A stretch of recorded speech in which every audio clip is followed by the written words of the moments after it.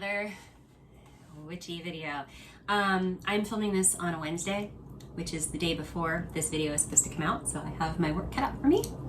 But that's okay, because this is also the first day that I've actually been able to stand up and walk around and sit and wear actual clothes and such, as opposed to wearing pajamas, which is what I've lived the past 3 days in. So back spasm's gone. You'll recall from Monday's video that I was not doing well. I pretty much filmed what I did and then went and laid down in bed. So that's something that's on my to-do list of getting things checked. Anyway, so what we're gonna do today, normally I would do a ritual, but a lot of the rituals that I have access to that I think would be appropriate for either new witches, witchlets coming in, or people who are just looking for something new to do, involve actually being outside at a fire pit or having a space large enough in your house to have a table with a pillar candle sitting on top of a mirror. And I don't have either of those things. I don't have a lot of space in my house, and I definitely do not have a fire pit outside. So a lot of the rituals involve fire, obviously, and the ritual that I wanted to do for you is actually really cool. I can do a version of it, but it wouldn't be the same because you don't have as much access to freedom. So instead of trying to cobble together something that would resemble that particular ritual, I can give you the basics of it, and then we can talk about divination, because solstice divination is actually a thing and can be very helpful as you are planning your upcoming year. So the ritual that I was initially going to do for you involved, if you do it outside, even if you don't do it outside, if you do it inside, you're gonna want to ground yourself by using, well, I shouldn't say ground, I should say you're gonna want to prepare yourself by doing a ritual bath with frankincense soap, so that you are open to the possibilities that are there, and you know, you're centered and grounded through your ritual bath. You're going to make sure you have all of your supplies, which is going to be whatever you're going to use for fire, whether that's the pillar candle on a mirror, whether that's down at your fire pit. You want to make sure you have your starter, your wood, your matches, all of that stuff. Libations, if you want to give offering to the spirits, the deities, whomever it is.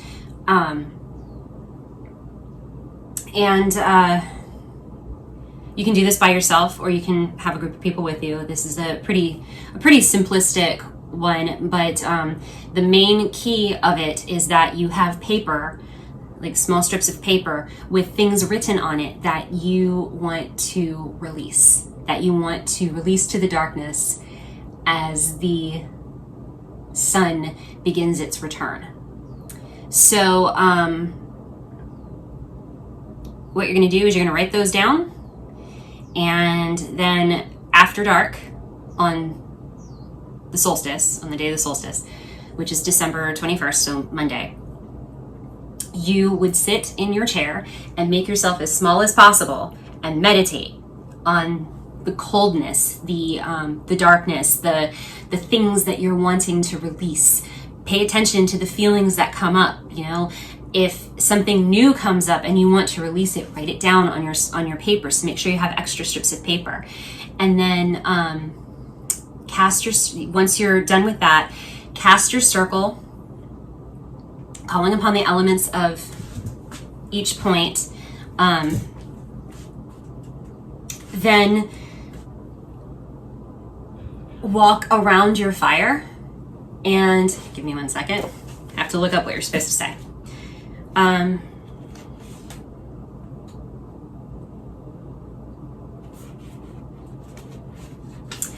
You will say,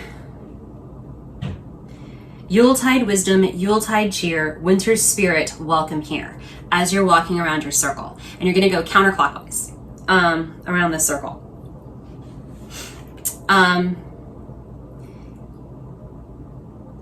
You can sing your favorite Yuletide carol.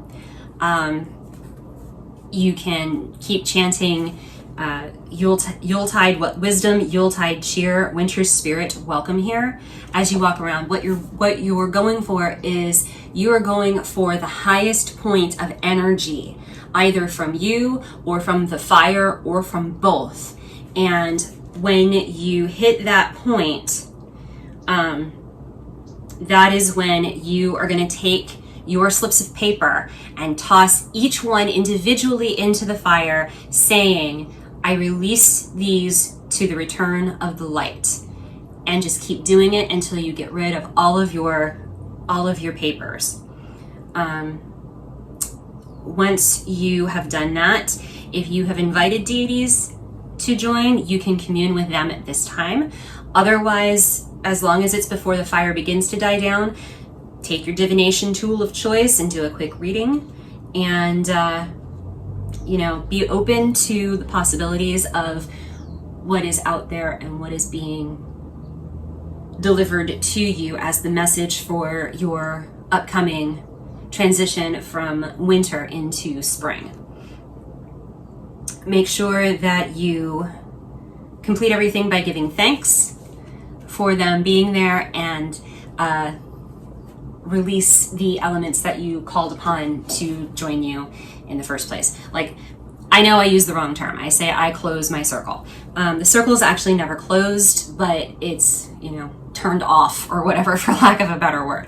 So make sure that you do that, and that would be your ritual. It should take you somewhere between 30 and 60 minutes. Could take longer, could take shorter. It just depends on you and what you're feeling and how everything is reacting to you.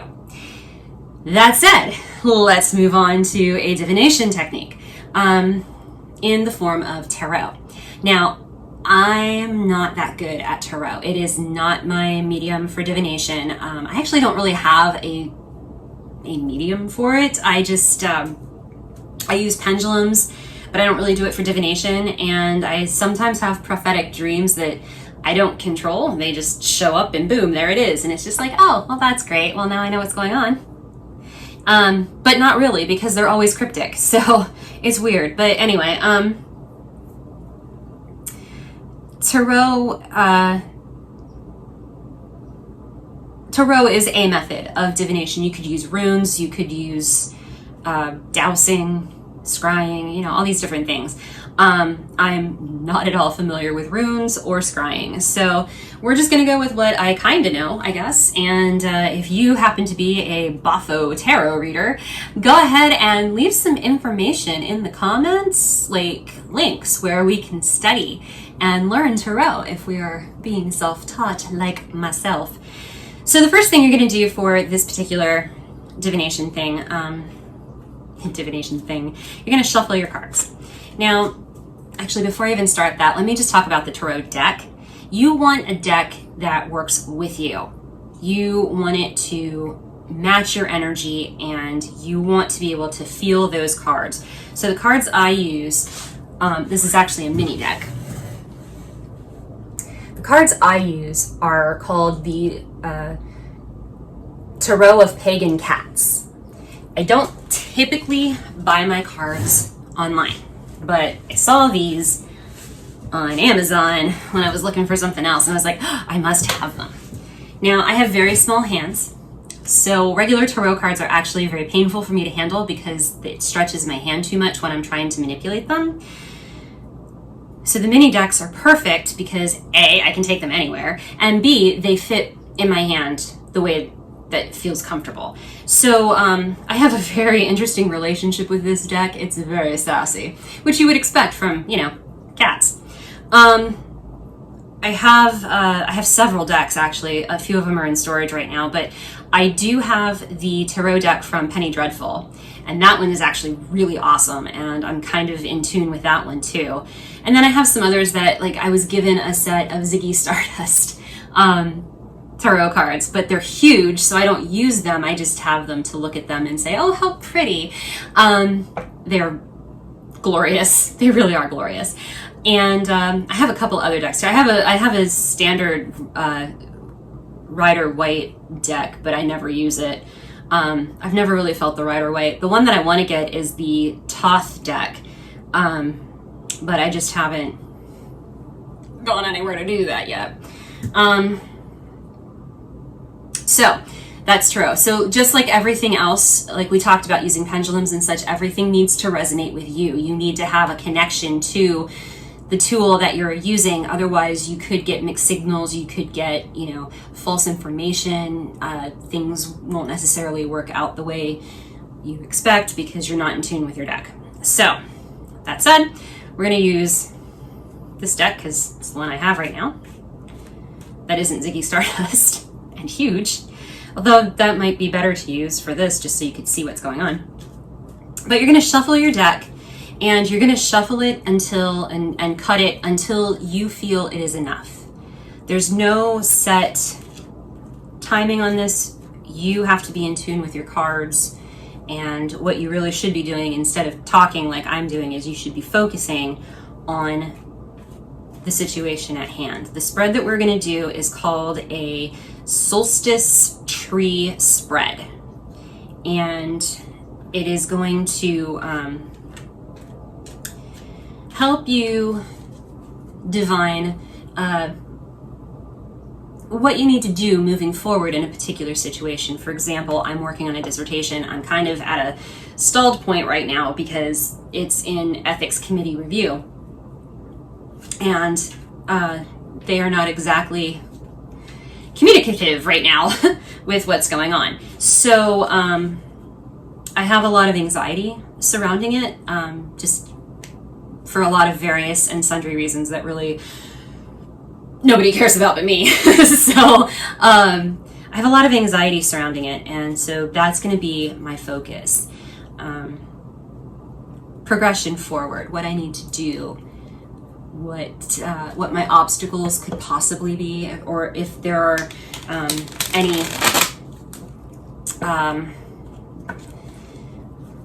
interventions or beneficial happenings going on with it, so that I'll know exactly what to focus my energies on in the beginning of 2021.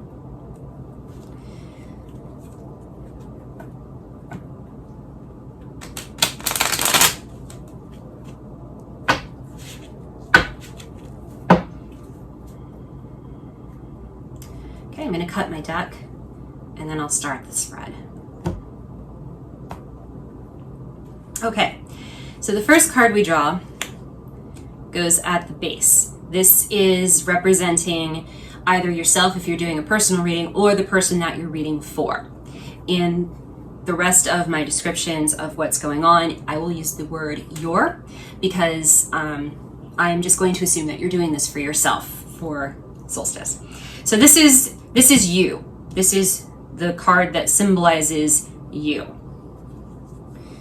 Card number 2 goes to your left, and it's your ideas. Card 3 goes to the right of card 2, and it symbolizes your inspirations. Card 4 goes to the right of card 3 and symbolizes your plans. Card 5 goes on the left above 2, 3, and 4. And that is the process by which you're going to bring your plans into fruition. Card 6 goes to the right of card 5 and represents interventions or obstacles affecting the progress, beneficial or otherwise, to your goals. And then finally, card 7 goes at the top, and that is the final realization of your plans, or the gift of completion of your goals. So here's our spread. Like I said, tarot is not my thing. I interpret things very differently from other people. I don't generally go for reverse things unless that rings true to me. So I do a lot of this by feeling. So we have as our representation of me, in a very ironic fashion, the High Priestess. And I say that because there was a meme on Facebook that had to do with what your friends considered your manifestation, your major arcana manifestation. So if I were the major arcana, which major arcana would I be? And I have several friends who say that I'm the High Priestess, which I think is funny because I don't think so. I don't see it, but it was because, you know, other people are seeing this. So the High Priestess represents me. The ideas that I have, in this particular case, my research study is represented by the Lovers, which is awesome because to me, that means there's a synergy between my ideas and my study and my excitement and my passion. You know, they go together hand in hand. So that's cool. The inspiration is actually the 5 of Pentacles, which I also find interesting. I need to look up the 5 of Pentacles because I do not have this memorized.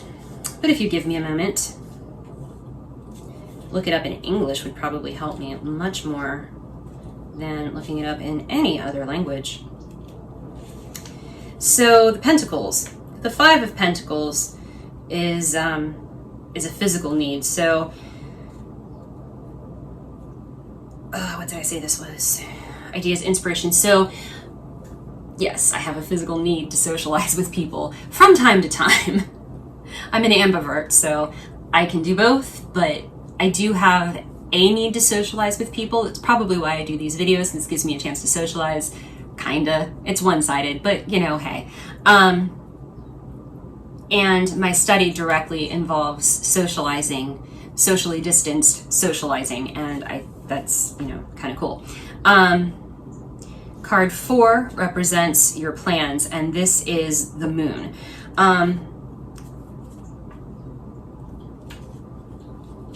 I am an ambitious person.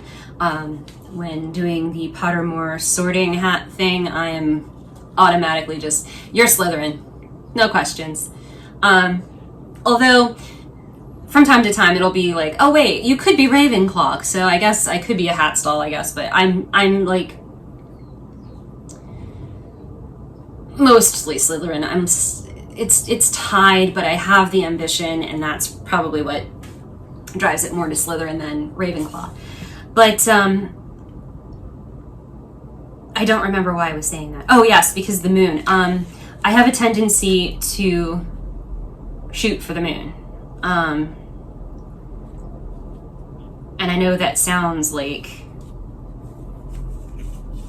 silly or whatever, but it's true. I have high expectations of myself. I make high demands on myself.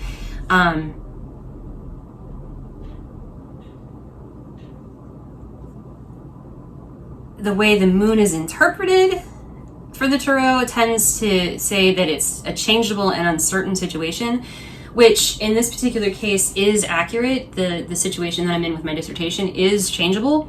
My plans have changed many times as far as like what my study was going to go, how my study was going to go. But I tend to resonate with the Moon in a different way than what most traditional practitioners of Tarot would say. So for me, this is, you know, not up in the air, oh my God, what's going on kind of thing. It's I'm on the right path for me personally. The next one is the process by which I will bring my plans into fruition, and that is the 2 of Cups. Cups generally indicates emotions. And the 2 of Cups is a deep emotional connection or attraction. And I know that I have a few people in place in my life that I am very deeply connected to, not in a romantic way or anything like that, just from a supportive community kind of way. And it's those people that are going to, it's those people who are going to help me through the next phase of my dissertation, which is hopefully doing my study. The next card is the interventions or obstacles that are affecting progress, beneficial or otherwise. And this is the Knight of Cups or chalices, depending on what you want to call it. And the definition, so to speak, in my little booklet of this is someone who acts with idealism regarding emotions, art, or relationships. So again, there's people that I have deep connections with who are put in place to help me along the way with my dissertation, and one of those people is going to be extremely beneficial in helping me get to where I want to be, at least one person. And then finally, the final realization of my plans, the gift of completion, is the 10 of Wands. And the 10 of Wands is indicative of carrying a large burden, or many burdens. And in this particular case, I'm carrying a huge burden of trying to finish my PhD. And with the way everything is set, the gift of completion is being able to release my burden. So I'm not saying this is the only way you can interpret this thread. This is the spread. This is the way I interpret this spread.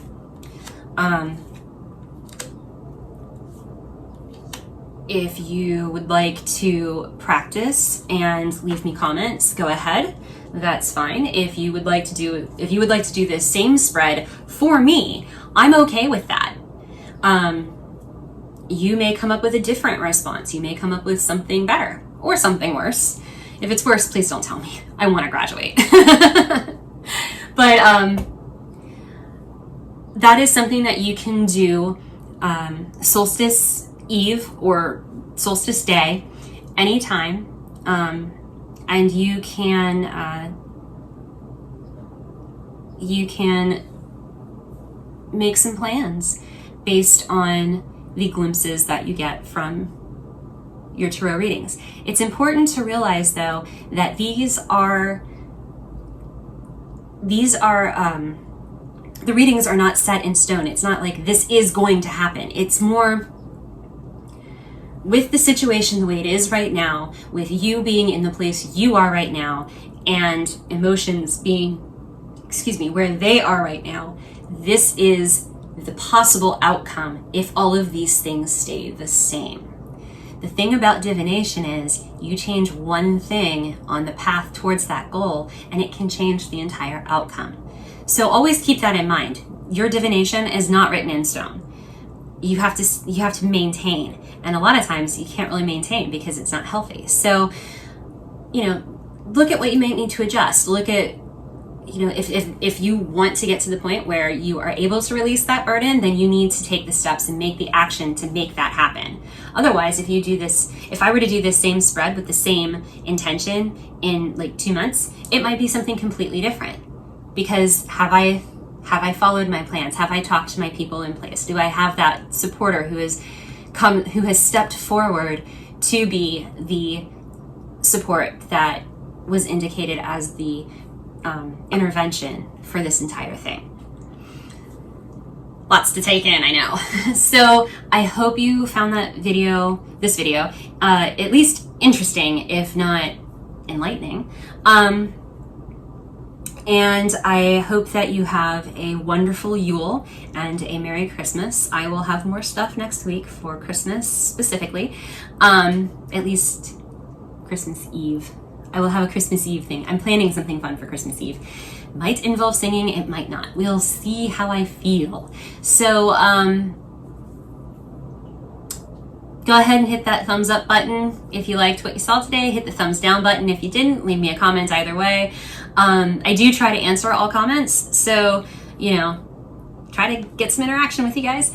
Ambivert. And make sure to check out my Patreon at patreon.com/KWOS, and check out the blog post that I hope I get done today to go along with this post there as well, or on my blog at kwos-food.com. make sure that you're subscribed to the channel, you ring the notification button, and we'll see you next time.